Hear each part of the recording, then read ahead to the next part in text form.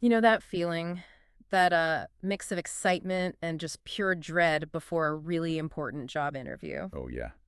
Butterflies, maybe bricks in the stomach. Exactly, especially for a role like a reading specialist. It's so crucial, so specialized, it feels like a lot of pressure. It definitely can be. But the good news is preparation really is everything. And today, we're doing a deep dive into this fantastic resource, really breaking down what it takes to succeed in that reading specialist interview. That's right.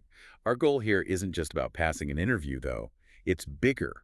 We want to pull out the key insights from this guide about the actual job, the Mhm. skills, the challenges, even where literacy education might be heading. So maybe you're thinking about becoming a reading specialist, or perhaps you're a school leader trying to find the right person, or maybe you're just curious about how we help kids learn to read better. Uh, This deep dive should give you a really good handle on what truly matters in this field. a shortcut to the core ideas.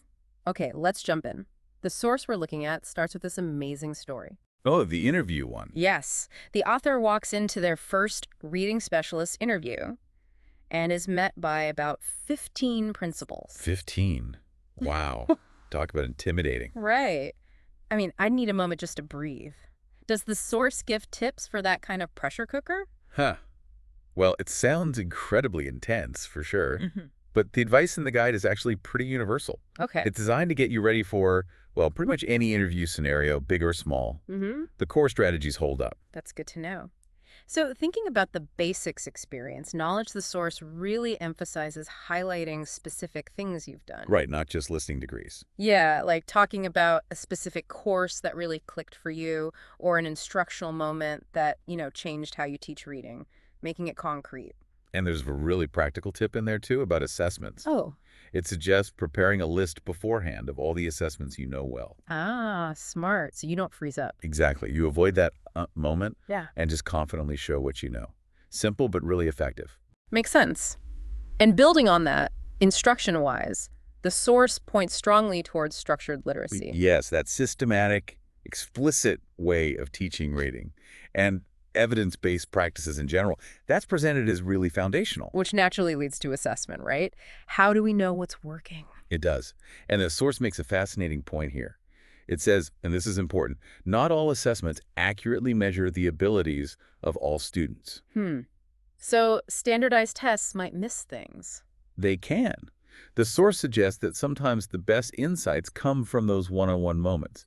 Like a formal word reading test, sure, Hmm. but also just, talking with a student about what they read. Informal checks. Exactly. Those can give you a much clearer picture of where a student really is with their reading. Okay, so if we get better data from those interactions, how does that feed into planning lessons? Well, the source is clear. Assessments and collecting data are an integral component of planning. You just can't separate them. You need the data first. Right.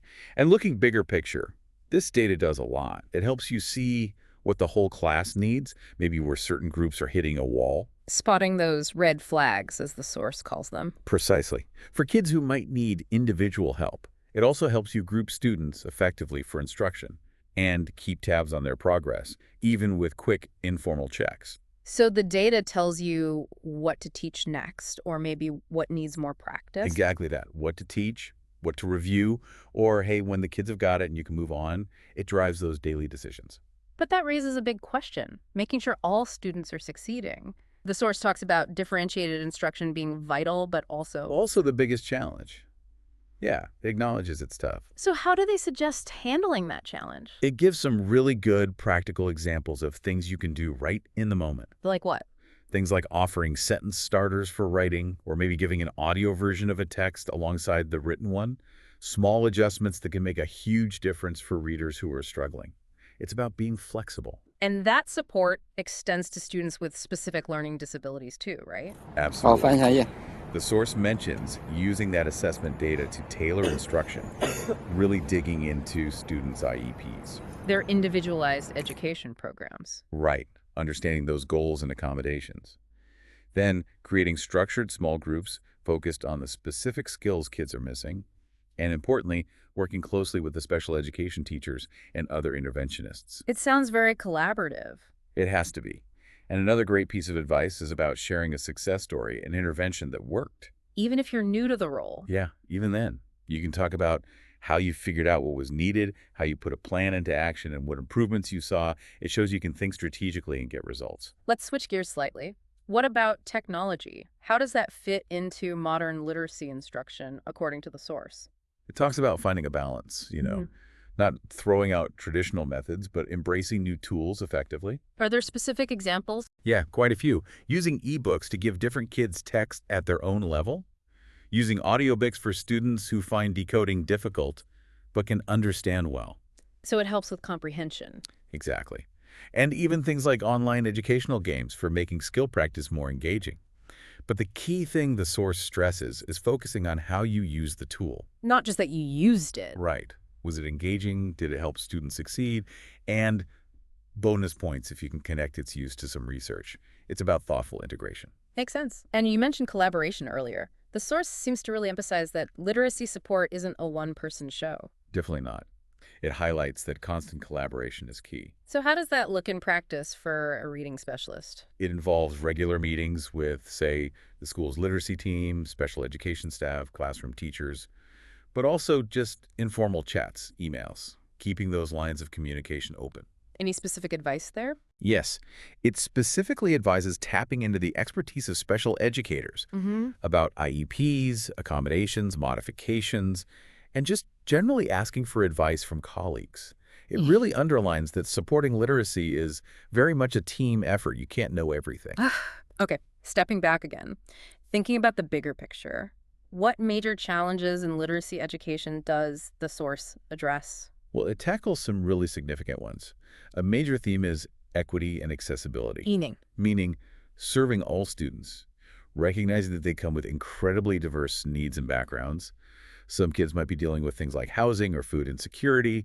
Maybe they don't have many books at home. Or issues with attendance. Right. Or they might just be really struggling to grasp the basic skills. The source says that keeping these students and their circumstances in mind when making decisions about teaching is a biggest priority. It's about that whole child perspective. And foundational skills keep coming up. Yeah. What does the source say specifically about the role of phonics? It really highlights phonics as crucial. And it notes that, unfortunately, many students just haven't had good systematic phonics instruction or a focus on phonemic awareness, hearing the sounds and words. Leading to reading gaps. Yes, growing gaps. The source argues strongly that lots of students still need to learn these basic foundational skills to become proficient readers. And interestingly, Go on. it says this isn't just for little kids. Even older students, upper elementary, middle school, high school, can really benefit from targeted phonics work to improve their fluency and ultimately their comprehension.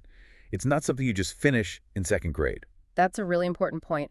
Finally, the source touches on personal growth, like discussing professional goals in an interview. It does, and it frames it in a really helpful way. How so? It encourages you to think, how will your goals benefit the school? So maybe your goal is to become a really effective specialist there, or perhaps long-term you're interested in administration, or maybe you want to lead professional development for other teachers. You connect it back to the institution. Exactly. Show them how your growth contributes to their mission. It's less about me and more about us. Wow. We've really unpacked a lot there. From the intensity of the interview to the nitty-gritty of instruction, assessment, tech collaboration, it's such a multifaceted role. It really is.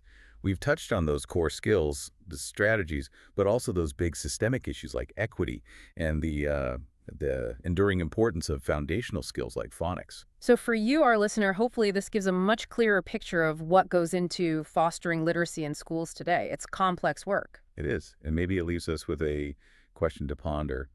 When we think about these ongoing challenges, ensuring every child gets quality instruction, overcoming those equity barriers, reinforcing foundational skills in our, well, complex modern world, what does it really take to give every single student the power of reading? And how can all of us together better support the people dedicating their careers to that vital mission?